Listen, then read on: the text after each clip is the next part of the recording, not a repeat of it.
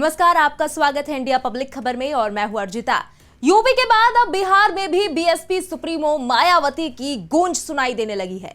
Baspa supremo के master stroke के बाद बिहार में राजनीतिक भूचाल चरम पर है। अब तक एनडीए इंडिया और प्रशांत किशोर की जन सुराज पार्टी के बीच चल रहे इस चुनावी मुकाबले के वॉर ट्रायंगल के बीच बसपा सुप्रीमो मायावती की धमाकेदार एंट्री से तमाम सियासी पार्टियों में उथल-पुथल मच गई है।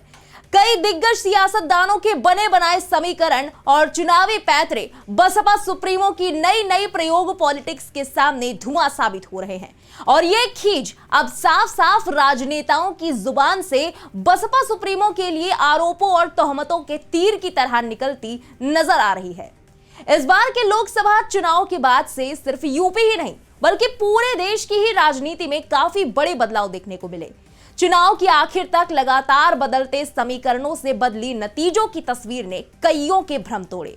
चाहे लोकसभा चुनाव की बात हो या फिर हाल ही में हरियाणा और जम्मू कश्मीर विधानसभा चुनाव की, एन मोमेंट पर जिस तरह बड़े बड़े सूरमाओं की सियासी धरती हिल गई वो किसी से छिपी नहीं है। तो वहीं अब हर किसी की नजर जितनी महाराष्ट्र और झारखंड विधानसभा चुनाव पर है, उतनी ही ज्यादा यूपी और बिहार उपचुनाव को लेकर भी हर किसी में कौतूहल है। और इसी कड़ी में उपचुनाव की वोटिंग से पहले यूपी के साथ साथ बिहार में भी अपनी सियासी जमीन को मजबूत करने के लिए मैदान में उतरी बसपा सुप्रीमो मायावती ने अभी से बिहार की राजनीति में खलबली मचा दी है, जिसका डेमो कुछ देखने को मिला है खुद जन सुराज पार्टी के संयोजक प्रशांत किशोर के हालिया बयान में, जिसमें उन्होंने बसपा सुप्रीमो मायावती को लेकर कई चौंकाने वाली बातें कह डाली है। बिहार में 4 सीटों पर उपचुनाव से पहले आरोपों की तोप का मुंह यूपी की तरफ करते हुए जन सुराज पार्टी के संयोजक प्रशांत किशोर ने नई जंग का यलगार कर दिया है और इसका निशाना उन्होंने बनाया है 4 बार बतौर सीएम यूपी की कमान संभालने वाली बसपा सुप्रीमो मायावती को। जनसुराज के सूत्रधार और पार्टी के स्टार प्रचारक प्रशांत किशोर बिहार विधानसभा उपचुनाव में जनसुराज उम्मीदवार के अपने प्रत्याशियों के समर्थन में प्रचार शुरू कर चुके हैं। इसी कड़ी में उन्होंने सबसे पहले रामगढ़ विधानसभा क्षेत्र के नुआव प्रखंड से अपने जन संवाद कार्यक्रम की शुरुआत की। इसी दौरान उन्होंने विरोधियों पर हमला बोलते हुए बसपा सुप्रीमो मायावती को भी निशाने पर लिया और उन पर कई गंभीर आरोप भी लगा डाले। प्रशांत किशोर ने कहा कि बसपा की विचारधारा के आधार पर यहां के लोग वोट देते आए हैं, लेकिन जब आपके बच्चे बीमार होते हैं या आप पर कोई संकट आता है तो ना तो मायावती आती हैं और ना ही उनके नेता। उन्होंने कहा कि मायावती करोड़ों रुपए लेकर बसपा का टिकट देती हैं। उन्होंने सवाल करते हुए आगे कहा कि करोड़ों रुपए देकर टिकट पाने वाला नेता आपकी चिंता करेगा या मायावती को दिए गए पैसों की। वहीं इस दौरान रामगढ़ में लोगों को चेतावनी देते हुए प्रशांत किशोर ने कहा कि अगर आप भाजपा को वोट देंगे तो याद रखिएगा वो सत्ता के लिए मुख्यमंत्री नीतीश कुमार का साथ देंगे, वही मुख्यमंत्री जिन्होंने कोरोना संकट में आपको अपने हाल पर छोड़ दिया। बिहार के बच्चे पूरे देश से पैदल चलकर बिहार पहुंचे, लेकिन आपके मुख्यमंत्री अपने आवास से बाहर तक नहीं निकले।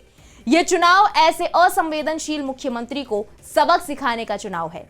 प्रशांत किशोर ने लोगों से अपील करते हुए कहा कि आने वाले उपचुनाव में आप अपनी जाति का बंधन तोड़कर अपने बच्चों के भविष्य के लिए, अपने बिहार के भविष्य के लिए वोट करें, ताकि बिहार का कोई युवा जब दूसरे राज्य में जाए तो उसे कोई बिहारी कहकर गाली ना दे।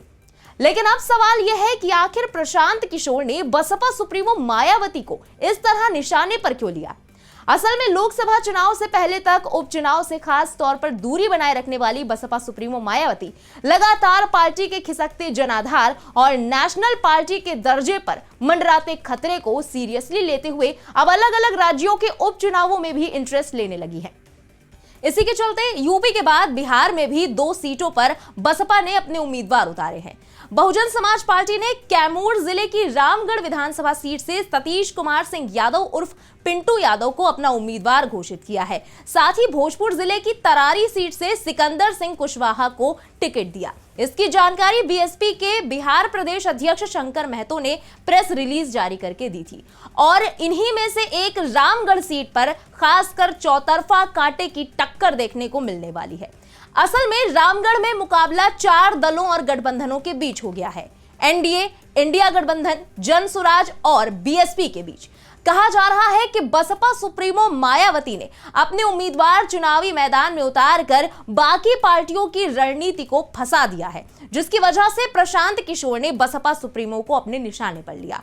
प्रशांत किशोर की जन सुराज पार्टी ने रामगढ़ विधानसभा क्षेत्र से सुशील कुमार कुशवाहा को अपना उम्मीदवार घोषित किया है। इस सीट पर आरजेडी ने जगदानंद सिंह के छोटे बेटे अजीत कुमार सिंह को अपना प्रत्याशी बनाया है, तो वहीं बीजेपी ने पूर्व विधायक अशोक कुमार सिंह को टिकट दिया है। यहां गौर करने वाली बात यह है कि बसपा के प्रत्याशी सतीश कुमार यादव रामगढ़ के पूर्व विधायक अंबिका यादव के भतीजे हैं।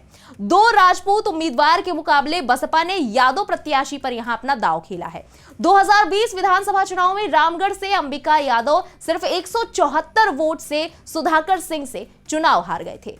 उत्तर प्रदेश से सटे हुए रहने के कारण इस विधानसभा सीट पर बसपा का शुरू से ही अच्छा प्रभाव देखने को मिलता रहा है। 2015 विधानसभा चुनाव में बसपा प्रत्याशी प्रमोद सिंह को 35,796 वोट मिले थे। 2020 विधानसभा चुनाव में बसपा प्रत्याशी अंबिका यादव को 57,894 वोट हासिल हुए। अंबिका यादव का रामगढ़ क्षेत्र में अच्छा प्रभाव माना जाता है। 2009 के उपचुनाव में और 2010 के विधानसभा चुनाव में वो आरजेडी के सिंबल पर वहां से विधायक भी चुने गए थे। रामगढ़ सीट पर अगर यादव वोटों में खराबी आती है तो उसका सीधा नुकसान आरजेडी को होगा, क्योंकि वहां पर बीजेपी और आरजेडी दोनों ही राजपूत उम्मीदवार को टिकट दे रही हैं। यादव वोटों में बिखराव की स्थिति में एनडीए को इसका फायदा हो सकता है। रामगढ़ सीट के जातीय समीकरण की अगर बात करें तो राजपूत, यादव, रविदास, मुस्लिम मतदाता यहां अहम भूमिका में रहे हैं। आरजेडी के सुधाकर सिंह इस सीट से 6 बार विधायक रह चुके हैं। वहीं इस बार बीएसपी भी बिहार उपचुनाव लड़ रही है और कह रही है कि बसपा अपने दम पर अकेले चुनाव लड़ेगी और किसी दल से किसी तरह का कोई गठबंधन नहीं करेगी। यानी कुल मिलाकर कहा जाए तो बिहार में होने वाले उपचुनाव में बसपा सुप्रीमो की एंट्री के बाद चुनाव अब काफी दिलचस्प होने की संभावना है। यहां आपको याद दिला दें कि 2024 लोकसभा चुनाव में बिहार विधानसभा के 4 सदस्य लोकसभा के चुनाव में जीत हासिल कर चुके हैं।